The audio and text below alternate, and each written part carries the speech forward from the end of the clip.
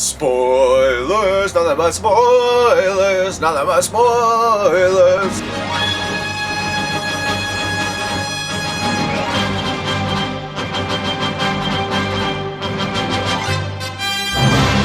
Hey guys, Josh from Film School here, and last night I decided to go see Batman vs Superman again so I could make a spoiler video for your faces, Film Nation. So basically in this video I'm just going to talk all spoilers, going to go right in depth into the movie and really talk about each individual component and character and things that are involved inside this movie.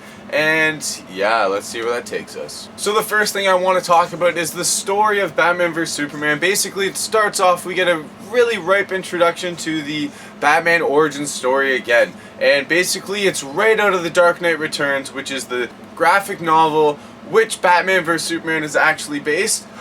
And is the graphic novel where we get to see Batman vs Superman actually take place. And I really enjoyed it. It was the pearls falling off her neck and the gun right in Martha's face. That's literally straight off the pages, and I really loved that. And I'm sure all us nitpicky comic book fans will too. Now, the other thing I found really cool is when he goes in the cave and he looks at all the bats. They come out, and instead of just flying by him, he like gets levitated like a god up towards the light, and then he wakes up and it's just a dream. And I thought that was really cool. Furthermore, we get Bruce Wayne. He flies, he's in a helicopter, and that's where he wakes up in, and he goes down to the ground. When he's on the ground, he goes towards Wayne Tower, because that's when all the shit Man of Steel is going down, and General Zod and Superman are fighting, and the huge alien ship is shooting shit into the ground, and stuff's going all over the place. Anyway, so he's trying to drive towards Wayne Tower to get everyone the fuck out of the building, because he's a good CEO and he gives a shit. So he's going there. He's basically calling his buddy in the building blows up, buddy dies. Shit, Wayne Tower is falling over. He jumps out of the car, and as all the rubble is coming and everyone's fucking running away, he's booking it right into the debris and the falling, everything just coming right in his face, and he's like, bah. And it was really cool. A very good introduction to not only Bruce Wayne but Batman all together, because he's going into this building that's just tumbled over just to try and rescue a few people, and he does. As soon as the rubble clears away, then you see a guy on the ground. He helps the guy who has no legs, which plays a lot larger of a part in, later on. And then you see a girl, and then debris is about to crush her to bits. He jumps and dives and saves her, and it was really good intro to Batman, I think. And this is generally what spawns the hatred for Superman for Batman. This is what makes him not want Superman around anymore. He sees that these gods among men can destroy everything that they've built, basically, for humanity.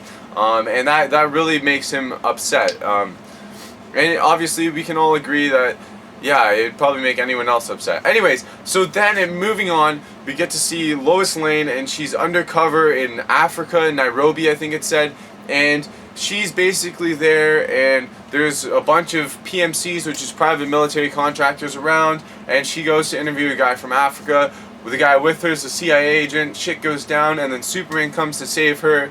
And it was interesting. There's a lot of reliance on the fact that Clark Kent will go out of his way to save Lois Lane in this movie, which is what I didn't really like. I don't know, I'll get more into that later. I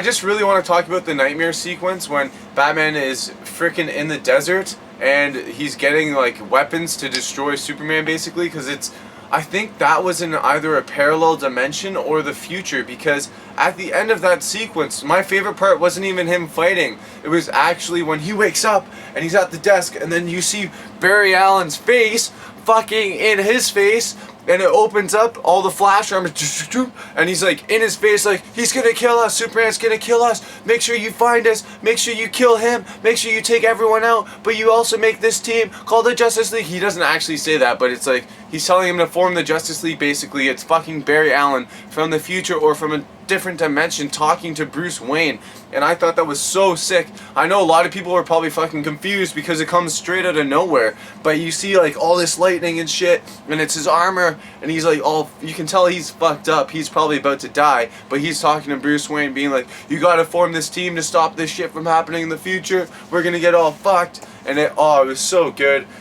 just being able to see the Flash there. We get to see him later on in a sequence when Bruce Wayne goes to Lex Tower in order to steal all this information. Wonder Woman's there because she's trying to steal the exact same information that Bruce Wayne's trying to steal, and that's how we get an intro to Wonder Woman. In Lex's house, we get a very nice scene where Bruce Wayne and Man of Steel, Henry Cavill, are talking. I thought that was really good because it's like they're talking like civilized human beings.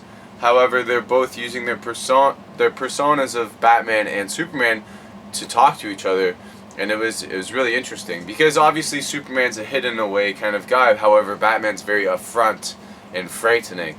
He's, you know what I mean, like, so. But yeah, anyways, there's we get 3 small clips. I really want to talk about those. One was the Flash. The Flash, we get to see him introduced. There's a very small scene. He's getting milk. There's a robber, and then he hits the guy away, has his milk, starts walking away. But the guy, you can tell he gets hit multiple times because he gets hit, he's on the ground, but then you see this like change of lightning and the guy goes flying. And then Barry Allen just goes right back to his milk and is fine and leaves. And I thought that was really cool. I really enjoyed. A lot of people thought that was the Flash sequence that we needed. But the Flash sequence was in that nightmare scene in the end when he's coming out of the portal talking to Bruce Wayne. But yeah, I thought that was really cool.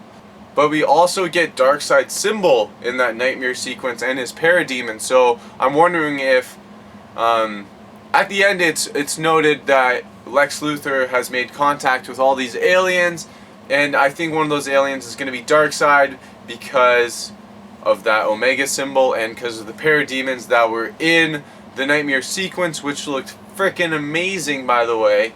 This movie is very stylistic and very nicely visualized, but a lot of flaws. Basically, Lex Luthor's storyline is he gets General Zod's body. He wants to weaponize the kryptonite and make something that will be able to stop Superman or any other metahumans or Kryptonians from destroying and causing havoc in the world. And he thinks he's a philanthropist trying to save the world, but obviously he's really not. He has like these held back intentions that we don't even really see in the movie.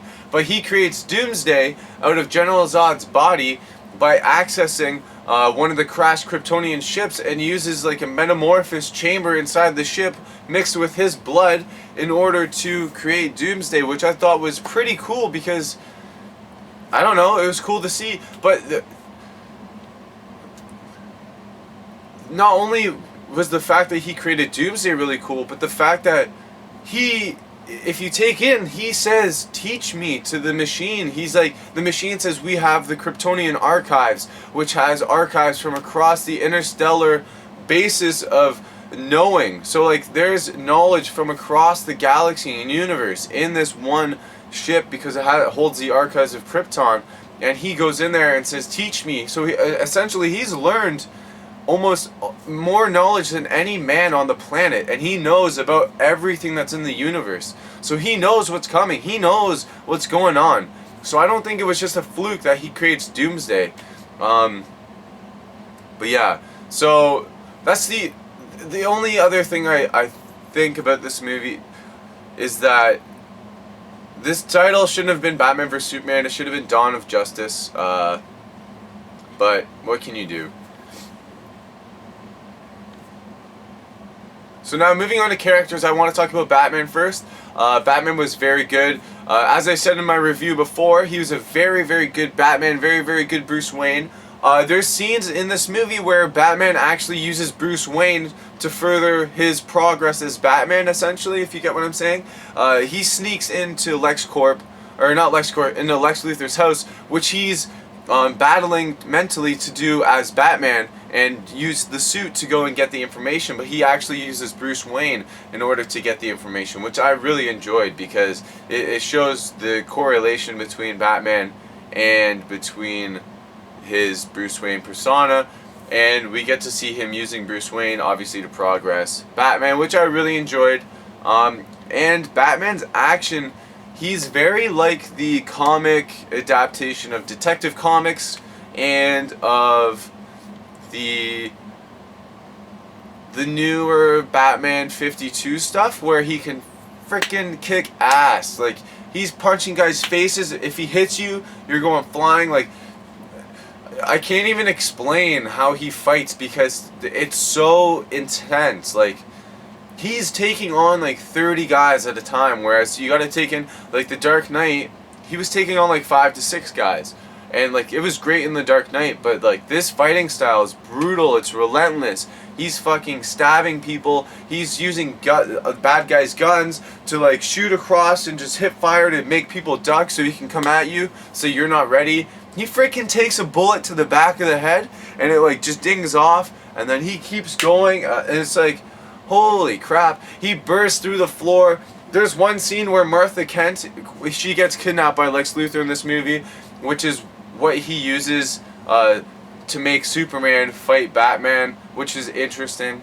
But there's a scene where there's 2 guys left with Martha Kent kidnapped, and there's a guy holding a gun, and Batman just fucking breaks through the wall, hugs him, and points the gun at the other guy, and then shoots the freaking flamethrower pack on his back, and it explodes. He just dives and saves Martha Kent, and it was sick. That's Batman. That is freaking Batman for you. So, I don't know. The only thing we didn't really get to see was more of the detective side of Batman, but I feel like they'll explore that really in the Batman mythos when Ben Affleck makes his independent Batman movies, so I'm not too concerned about that.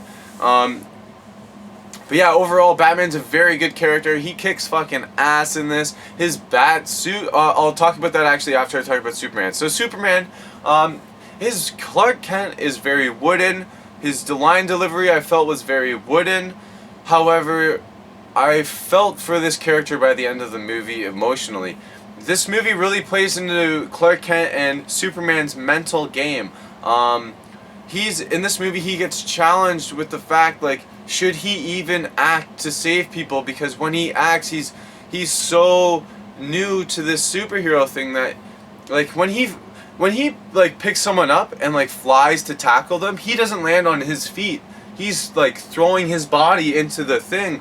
So it's like he's still learning what to do or how to act and react when he's doing something. So it's like the government has taken liberty to make it Batman's or Superman's fault for the things he's done in Metropolis, obviously, and destroying half the city. And then there's also a little thing in the beginning where he goes to get Lois, as I talked about before, and then the PMCs that were there start shooting all the African soldiers for the guy who's there, and then the government thinks that it's Superman who killed them all, which I didn't really understand, because if they really investigated it, they would see Superman doesn't use guns. So I don't know about that, but I just really liked how it challenges the mentality, like, Superman, should you really act and try and save all these people, or like what are you gonna do? And then it also goes on the fact, like, it touches in glimpse, like, the thing about Superman is that he has all this power, but he can't save everyone. Like, someone's gonna die, he can't save everybody. And it really is affecting him mentally, and I really enjoyed that about this Superman character. I didn't like how he acts as Superman, I didn't like how he acts as Clark Kent. However, I do enjoy the story of what Superman is in this movie. I thought that was excellent. There's definitely a few things that have been left out. However, they're adding that half an hour, and you can really tell there's something missing from this movie. And also, well, I guess I'll talk about that in the end. Anyways, moving on to The Red Capes Are Coming! The Red Capes Are Coming! Lex Luthor, played by Jesse Eisenberg, which was the second time I watched this movie. He was my favorite part of the movie. Just the way he acts. I'm talking about solely Jesse Eisenberg here, not Lex Luthor. The way he acts is so good. He brings something completely new to this Lex Luthor card. He's a very quippy and kind of guy. There's a scene where he's talking to someone, and he makes him get him all this shit, and then he's like, here, you want a Jolly Rancher? And he pops one in his mouth. The guy doesn't want one, but he pushes it in there just to show that he's his bitch. And I really enjoyed that, because it's like he's mentally fucking you, man. But anyways, yeah, Lex Luthor I thought was very good, very meticulous, and very he's scary, like mentally scary. You can tell there's things in the back of his mind that haven't been shown yet. And I just want people to know out there that I think that the Lex Luthor that we got in this movie is kind of the first stage of Lex Luthor that we'll have. Yes, he seems very quippy and funny, and maybe funny to some people, but like he's quippy and maybe a little not serious, but he just experienced his first really main defeat in this movie, and I don't think he's going to be taking it too lightly in the next couple of films.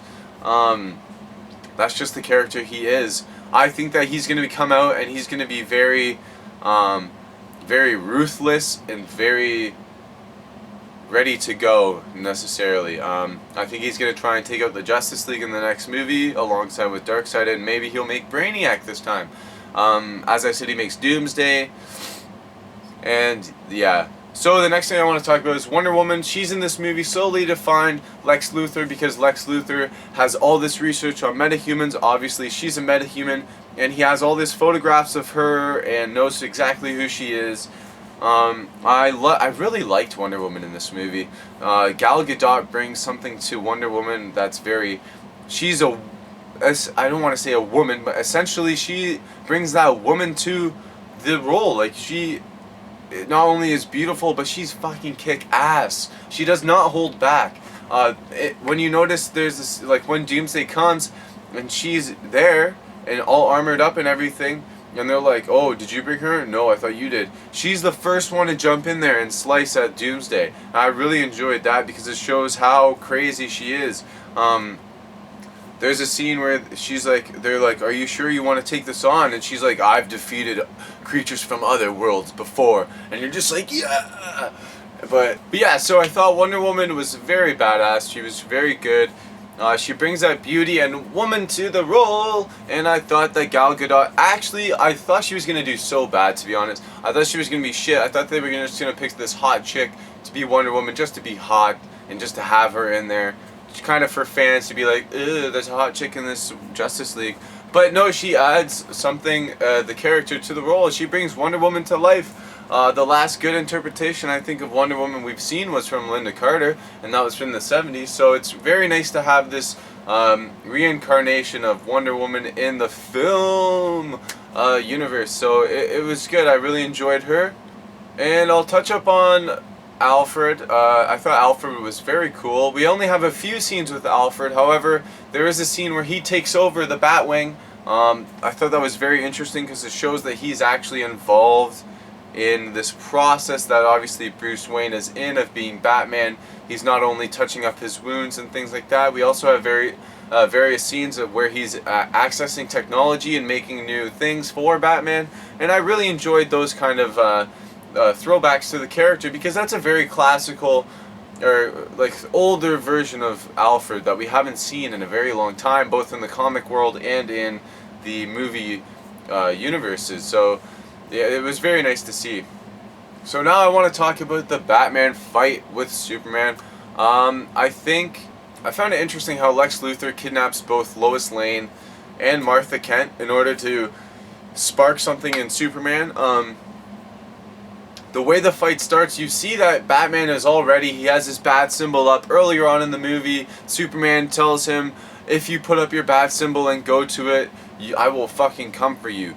But he does. He has his symbol up, he has his robotic suit on, and he's ready to go. And then you see Lex Luthor on top of the LexCorp building with Lois Lane, and he just fucking, he goes, you know what? I noticed something. I noticed that he comes to you every single time. Takes her and just chucks her off the top of the building, and of course, who catches her but Superman?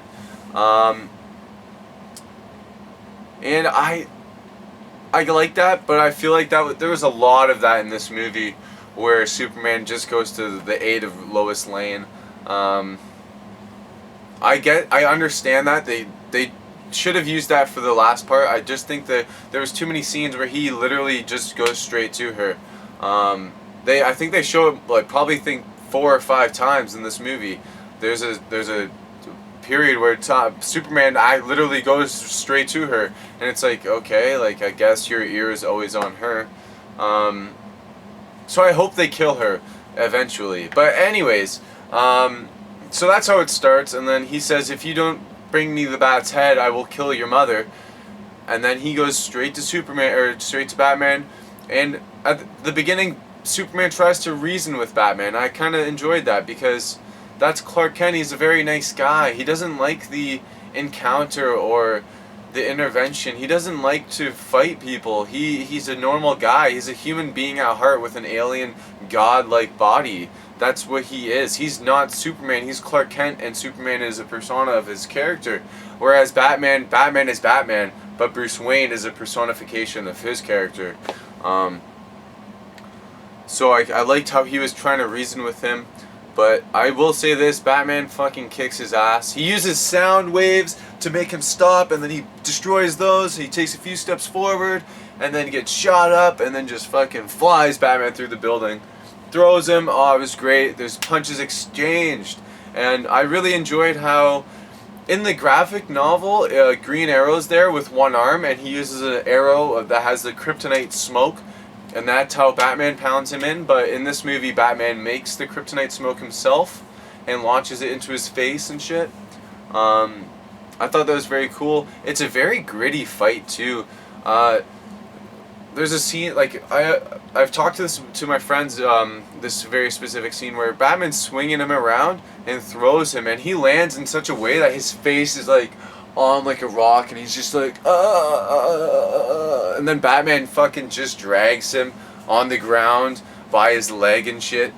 But yeah, I thought the fight was only like 8 minutes long, and that's exactly why I think this movie shouldn't have been called Batman vs Superman. It's only an 8-minute fight, but it's like that's only like literally that this movie should have been just Dawn of Justice. It shouldn't have been Batman vs Superman. That was in there just to make money. You gotta accept that, because that fight was 8 minutes long, and there's not a lot, like, there's hate from Batman, but there's no, the only time that Superman really pays attention to Batman is when, after he brands people in this, by the way, Batman. He fucking brands people with his bat symbol. He heats it up and just brands you with it.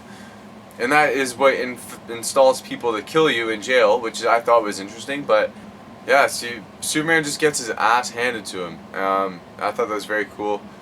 And then after that fight, he's on the ground. Superman's on the ground. Batman's about to fucking stab him with the thing, and he has his mask all half off and shit. It's half broken. And what I really liked about the half broken scene is he's talking, and the emulator is kind of mixed in with his real voice, and small details like that really get me. I really enjoy shit like that, because it's like you putting a lot of attention and detail into what's going on. So that was very enjoyable. And then we have the scene where Batman goes to rescue Martha Kent. That's the scene in the trailer where he pops up through the floor, takes on all those guys. By the way, Batman gets stabbed in the chest, pulls out the knife, and then stabs the guy right back in his chest, which I thought was awesome. Again, he breaks through the wall, grabs the guy. Man, there's a scene where he slams the guy's face on the box, attaches his grappling hook to the box, and swings the box at people, which is something that we've totally seen in the cartoons and in the comics, but like just the thought to bring that to the movie adaptation I thought was brilliant. Like, that's so cool. That's something any Batman fanboy has wanted to see. Like, even though it's like the smallest little thing, throwing the crate, every hero does it, and we've never seen that before, and I thought that was so cool. He goes to rescue her, Martha, and then Superman goes to Lex Luthor to confront him, and then where he confronts him is in that ship where the metamorphosis is taking place of General Zod's body and Lex Luthor's blood, because he slices his hand over his face, and he's like, "Oh, you're late, no Bathead, oh, blah blah blah blah blah," and he awakens Doomsday, and Doomsday literally is about to punch Lex Luthor in the face, and Superman fucking stops it. So it's like, Lex, what was your plan, really? Like, you knew that either Batman was gonna die or Superman was gonna die. That was his plan, to kill one of those two, and then release this monster. So if Superman had died, he essentially would have been the end of the world. So it's like, I don't understand what the fuck you're doing, unless he has a weapon for it, like to take it out. I just don't understand what the point of making Doomsday was. But anywho, there was a point, and it comes in the very end of this movie. We get a fight scene with Batman, Superman, and Wonder Woman, and as I said before, Wonder Woman's kicking ass, slicing shit up, but Doomsday's getting hit. Every time he gets hit by a bigger force, his body expands energy so that his body can actually cellularly grow larger and more powerful, which I really enjoyed because that's obviously comic Doomsday. When he gets hit, he grows these like spikes and shit, which is awesome. There's a lot of mixed things involved with this fight, a lot of things from comic book. See, that's why it shouldn't have been called Batman vs. Superman, because there's elements of death of Superman in this movie. So it's like, is it really Batman vs. Superman? Like, I will say this, Superman picks him up, flies him into space, and the government's like, yeah, we're gonna nuke them. That's a good plan. They're far away enough where shit won't even touch us. Yeah, let's just send a nuke up there and see what happens. So they send a nuke, and then it blows.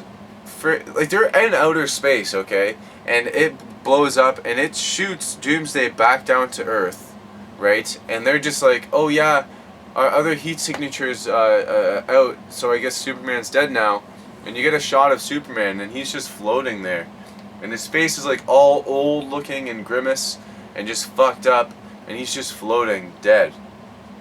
And they're like, yeah, we have a life signature from whatever returned back into the back to the planet, and it's fucking Doomsday. And after that one, he releases another thing, and he rips off his skin, and you see the bones start growing out, and I was like, oh yes.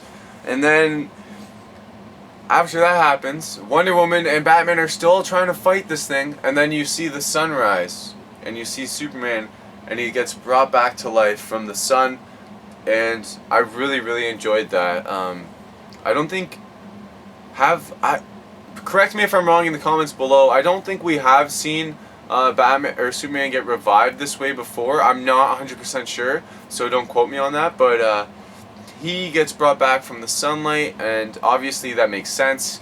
The red sun gives him his power, his invincibility, so you can't shit on that. I thought that was very good. I like the inclusion of his mythos, essentially. So I thought that was very enjoyable. And then he comes back, and so Batman makes this spear from a shard of kryptonite, and that's what he was going to stab him with. But he throws it away, and Lois throws it in this thing.